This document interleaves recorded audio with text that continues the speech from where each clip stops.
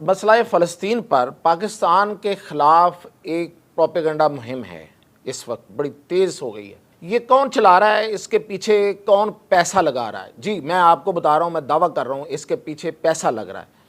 पाकिस्तान के ख़िलाफ़ मुहिम में कौन है? और दूसरा बड़ा सवाल ये कि अमेरिका यानी कि ट्रंप और नेतन्याहू भाई हैं आपस में। ये दोनों भाई जो हैं, ये मुआहदे पे, अमन मुआहदे पे राज़ी क्यों हुए? क्या हुआ? असल में पीछे कहानी क्या है?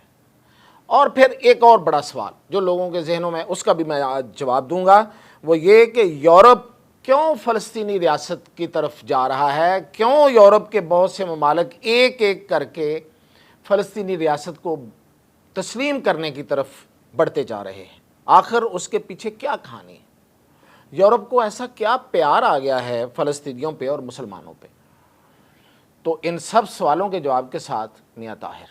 तो सबसे पहले तो इस तरफ आते हैं कि पाकिस्तान के ख़िलाफ़ इस वक्त एक मुहिम है और वो ज़ोरों पे है, और सोशल मीडिया पे ख़ास तौर पे सोशल मीडिया इन्फ्लुएंसर्स, टिकटॉक और बहुत सारी और प्लेटफार्म्स, इस पे पाकिस्तान के ख़िलाफ़ एक मुहिम है, वो तेज़ी के साथ जारी। और उसमें कहा यह जा रहा है, साबित ये किया जा रहा है कि पाकिस्तान ने फ़लस्तीनियों के खून का सौदा कर लिया है और पाकिस्तान ने इस माहदे को तस्लीम करके इब्राहिमी माहदे में दाखिल हो गया है। और पाकिस्तान जो है वो ये मतलब कहा जा रहा है कि पाकिस्तान इजराइल को तस्लीम करने जा रहा है। तो जनाब, ये एक प्रोपेगेंडा है, ये एक झूठ है, ये फेक न्यूज़ हैं और ये जानबूझ के एक प्लानिंग के तहत फैलाई जा रही हैं।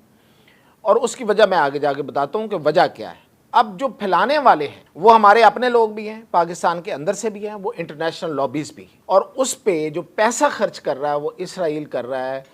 एक पोस्ट के जो इंटरनेशनल लोग जो पोस्ट कर रहे हैं, मैं उनकी बात कर रहा हूँ, जो पाकिस्तान से बाहर हमारे लोग पोस्ट कर रहे हैं, उनकी कीमत थोड़ी कम होगी और पाकिस्तान के अंदर वालों को भी कुछ ना कुछ मिल रहा है। तो जो पाकिस्तान से बाहर इंटरनेशनल इन्फ्लुएंसर जो हैं, जो पाकिस्तान के ख़िलाफ़ प्रोपेगेंडा मुहिम में शरीक हैं, उनको एक पोस्ट का $7,000 दिया जा रहा है। ये इंटरनेशनल मीडिया की खबर है। और फिर इसका एक सबूत और है, आपको याद होगा कि न्यूयॉर्क में नेतन्याहू ने एक मुलाकात भी की इन्फ्लुएंसर्स के साथ, और उसमें उसने कहा कि अब हमें ये जो जंगी हथियार हैं, इनके साथ साथ टिकटॉक और एक्स यानी ट्विटर को भी इस्तेमाल करना है, और उसने इनको बिल्कुल ऐसे बराबर के हथियार करार दिया, जंगी हथियार करार दिया।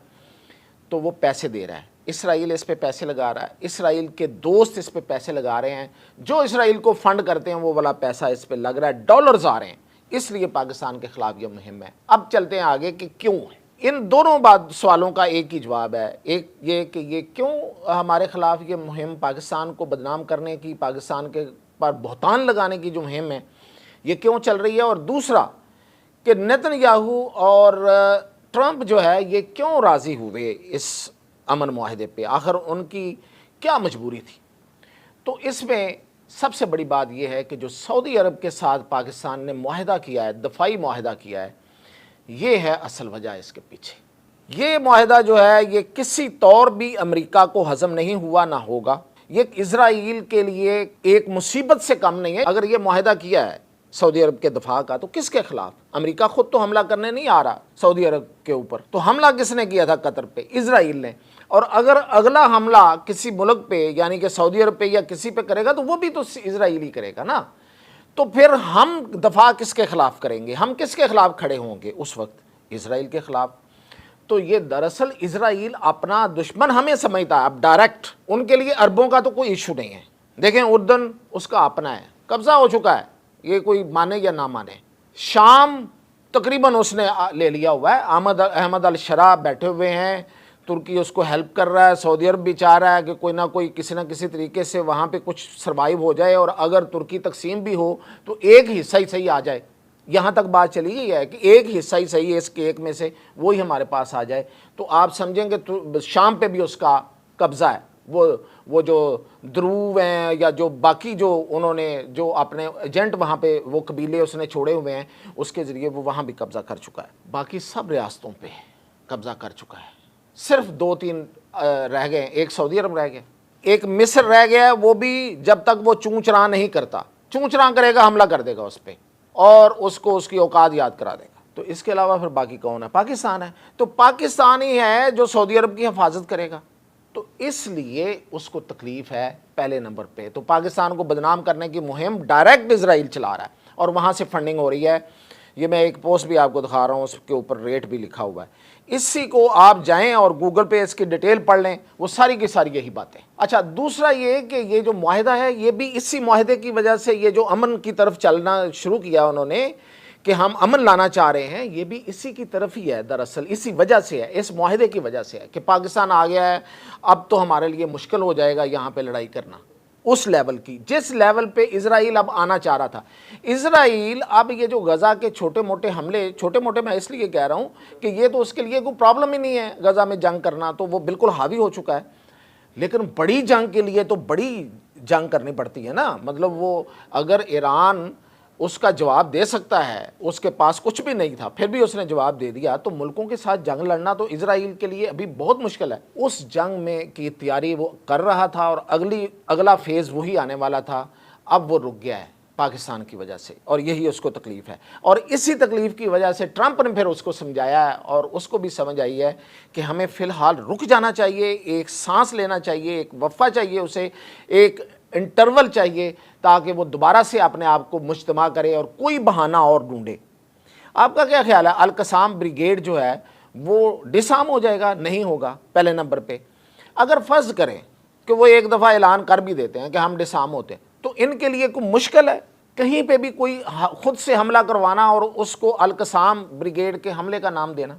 जिस तरह इन्होंने 7 अक्टूबर को किया था, जो वहाँ पे लोग मारे गए इसराइली, ये तो इंटरनेशनल मीडिया साबित कर रहा है कि वो ज़्यादा लोग जो हैं वो इसराइल की अपने जो हेलीकॉप्टर्स हैं उनकी फायरिंग से मारे गए। अगर वहाँ हमास थी भी तो उनके ज़रिए तो लोग बहुत कम मारे गए। तो अब तक इसराइल ये कितने मुआहदे कर चुका है? आपकी सोच होगी 77 सालों में इसराइल की और अरबों की 8 बड़ी जंगें हुई हैं और इसमें मुआहदे ही मुआहदे हैं, और हर मुआहदे की इसने अगले दिन इसने मुखालफत कर दी, अगले दिन उसको वायलेट कर दिया। तो इजराइल किसी मुआहदे का पाबंद नहीं रहेगा और ना वो पाबंदी करेगा। ये सारा ड्रामा है और इस ड्रामे के पीछे जो मैंने वजह बताई है वो ये है कि वो पाकिस्तान से डर रहे हैं।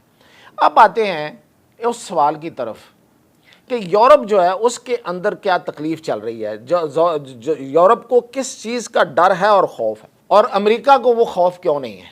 वो ये है कि यूरोप जो है वो समझ रहा है, उसे पता है। यूरोप, आपको पता है कि इन जंगों का, सलीबी जंगों का माई बाप है, ये बड़ा पुराना जंग करता आ रहा है।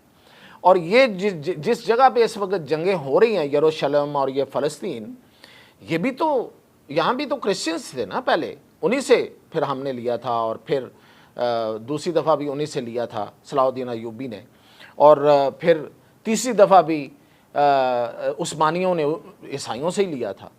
तो वो इन जंगों को अच्छी तरह जानते हैं।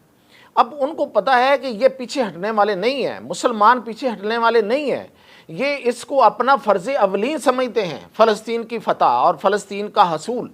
तो इसलिए उनको पता है कि अब पूरी दुनिया में जंगें होंगी तो वो यूरोप में चली जाएंगी। अब ये जो मिडल ईस्ट वाली जंग है ये हो गई जो हो गई, बड़ी शहादतें हो गई, 80,000 शहादतें हो गई, इससे ज़्यादा भी हो जाएं तो लोग शुरू से शहादतें देते आ रहे हैं। जब सलाहुद्दीन अय्यूबी ने वहाँ पे हमला किया था तो उस वक्त यरूशलेम में फ़लस्तीनियों के क्या हालात थे? इतने ही बुरे हालात थे जितने आज हैं। इसी तरह उनको ज़बह किया जाता था, इसी तरह उनको ग़ुलाम बना के रखा जाता था। और फिर सलाहुद्दीन अय्यूबी ने जो इंतज़ाम किया था वो ये किया था कि इर्द गिर्द की रियासतों को अपने साथ मिलाया था सबसे पहले, और उस यरूशलेम की जो बादशाहत थी उसको कमज़ोर किया था, उसका मुआशी नातका बंद किया था, यानी कि उसको मुआशी तौर पे भी कमज़ोर किया था और उसके इर्द गिर्द इत्तेहाद बनाया था। आज भी अगर आप देखें तो ये काम क्या करता हुआ आपको पाकिस्तान नज़र नहीं आ रहा? नहीं आ रहा तो आपकी मर्ज़ी, मैंने हिंट दे दिया आपको। तो अब यूरोप जो है उसका मसला ये है कि उसे पता है कि ये जंग अब यूरोप में जानी है और ये पूरी ज़िंदगी की जंग है, मुसलमान नहीं छोड़ेंगे कभी भी कहीं भी किसी को, ये 80,000 शहादतें ज़ाया नहीं जाएंगी। दूसरी तरफ सोच के आया कि अमन मुआहदा करते हैं, ज़रा इस मामले को ठंडा करते हैं। जेन ज़ी के जहनों में जो अब नक्श हो गई हैं चीज़ें, ये आगे जो अगली जनरेशन जेन अल्फ़ा आ रही है उसके जहन में नहीं होगी तो हम नए सिरे से फिर नया काम शुरू करेंगे। ये प्लानिंग है, लेकिन ना यूरोप बच रहा है ना अमेरिका बच रहा है। अमेरिका के अंदर कैथोलिक ईसाइयों ने जिस तरीके से अब यहूदियों पे हमले शुरू कर दिए हैं, उनके खिलाफ ऑर्गेनाइज होना शुरू हो गए हैं। ये जो ट्रंप वाले इवेंजिकल क्रिश्चियंस हैं ये उनकी मदद नहीं कर सकेंगे। कैथोलिक वहाँ पे मजबूत हो रहे हैं और वो हैं यहूदियों के ख़िलाफ़। तो पूरी दुनिया ही दरअसल यहूदियों के ख़िलाफ़ है, लेकिन अभी तक यहूदी जीत रहे हैं। और पाकिस्तान की तरफ इसलिए सबसे ज़्यादा तीर आजमाए जा रहे हैं कि यही वाहिद रुकावट है इन यहूदियों के रास्ते में। ये वाले यहूदी जो इजराइली यहूदी हैं, जो वहाँ का एक भी सन ऑफ साइल नहीं है, इजराइल पर मौजूद एक भी यहूदी वहाँ का रहने वाला नहीं है, सारे के सारे बाहर से आए हुए हैं। और जो फ़लस्तीनी जो सन ऑफ साइल हैं, जो उस मिट्टी से उठे हैं, उनको वहाँ से निकालने की और उनको बेदखल करने की जो इनकी कोशिश है, ये कामयाब नहीं होगी। और इजराइल का ख़ात्मा ही दरअसल अमन का असल ज़मानत हो सकती है। इजाज़त।